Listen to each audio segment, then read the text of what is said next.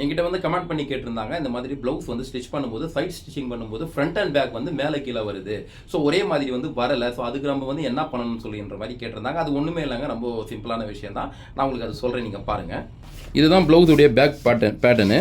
So இங்கே பார்த்தீங்கன்னா தெரியும் உங்களுக்கே, இந்த பேக் பேட்டர்னில் வந்து இது வந்து ஃப்ரண்ட் பேட்டர்ன். ஸோ இப்படி வந்து நம்ம தைக்கும் போது என்ன பண்ணணும்னா ஃபஸ்ட்டு வந்து ஃப்ரண்ட்டில் வந்து இப்படி இந்த கீழே யோக் பட்டி வந்து தைச்சிடுவோம். தைச்சி முடித்ததுக்கப்புறம் ஸோ இப்படி பேக்கில் வச்சுட்டு சைட்டில் பார்த்தீங்கன்னா இப்படி வச்சு பார்த்துடணும். இப்படி வச்சு பார்க்கும்போது உங்களுக்கு இங்கே ஸ்டிச்சிங்க்கு போக எவ்வளோ இருக்குதுன்னு சொல்லிட்டு இங்கே நம்ம தைச்சி முடிச்சோன்னா பார்த்தீங்கன்னா இந்த பேக்கில் வந்து அர்க்காத் போட்டிருப்போம், நம்ம எவ்வளோ ஃபால்சன் பண்ண போகிறோம்னு சொல்லிட்டு அந்த லெவலுக்கு கரெக்டாக இப்படி மடிச்சிட்டு இந்த இடத்துல வந்து அர்க்காத் போட்டுருணும். அந்த அர்க்காத்தை போட்டுட்டு இங்கே ஃப்ரண்ட்டில் போட்டிருக்கிற அர்க்காத்தோ சைடுக்கு போட்டிருக்கிற அர்க்காத்தை வந்து நம்ம மடித்து தைச்சிடணும். அப்போ வந்து உங்களுக்கு சைட்டில் ஸ்டிச்சிங் வரது வந்து பிரச்சனையே வராது. ஸோ இந்த மெத்தடை நீங்கள் ஃபாலோ பண்ணுங்கள். இப்போ நான் சொன்ன மெத்தட் வந்து ஃபாலோ பண்ணி பாருங்கள். நீங்கள் இந்த ஃபாலோ பண்ணதுக்கப்புறம் கூட உங்களுக்கு இந்த இஷ்யூ வருதுன்னா நீங்கள் எனக்கு கமெண்ட் பண்ணி சொல்லுங்கள். நான் அதுக்கு என்ன இருக்கும் நான் உங்களுக்கு பதில் சொல்கிறேன்.